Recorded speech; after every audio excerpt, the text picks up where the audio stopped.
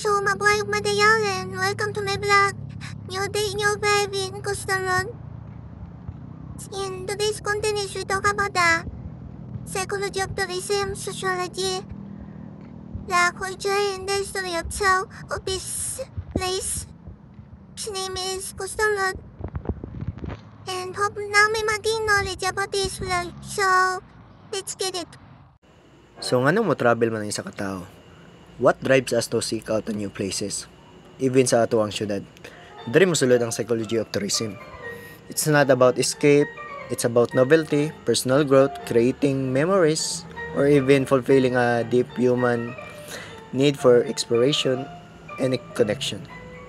Simply by muadto ang tao anang lugar or a certain place to relax and enjoy the scenery, to reveal our desire for fun and renewal.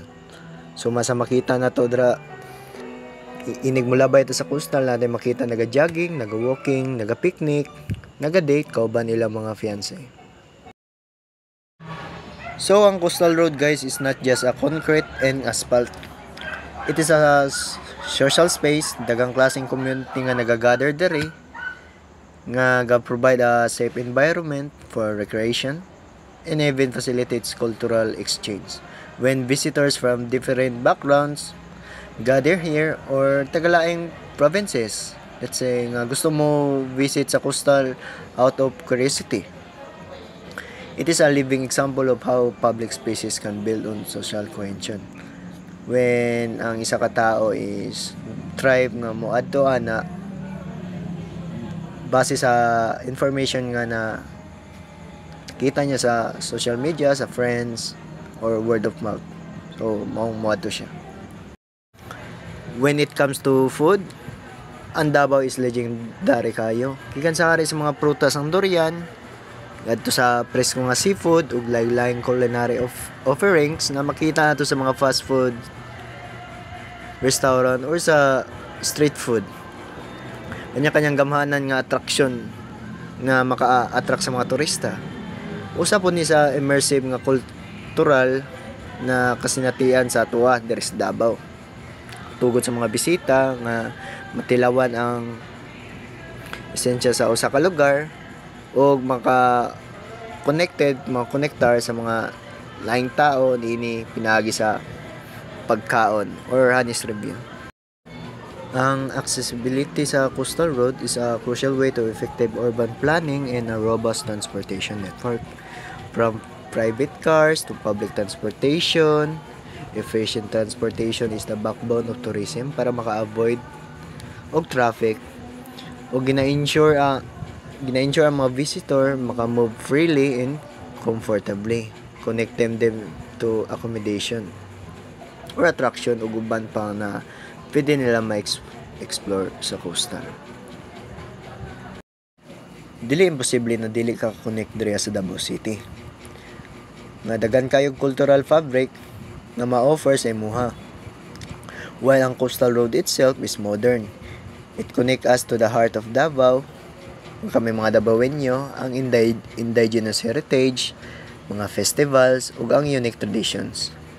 Mga turista na mulabay, even local or international man mulabay sila ning this beautiful part of this city, always seek out this cultural experience, enriching themselves ug ang local community by supporting cultural preservation.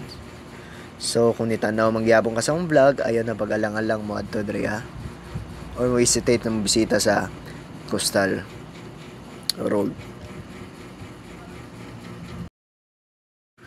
So mao lang tong content ng karong adlaw guys. Salamat sa pagsubaybay o ayaw mo kalimot follow o subscribe sa akong YouTube channel. Salamat and next time na po.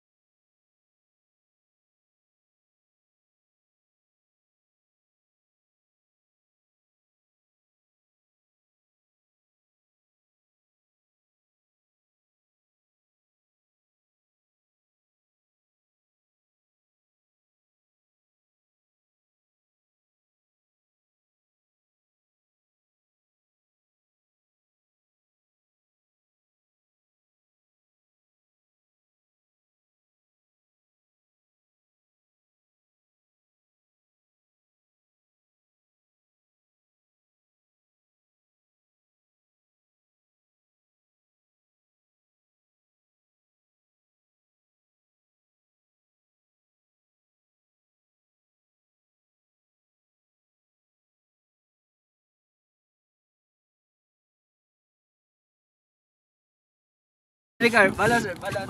Agaw, cellphone. Kadaog ni Jorm. Tagba, Nalipong mo.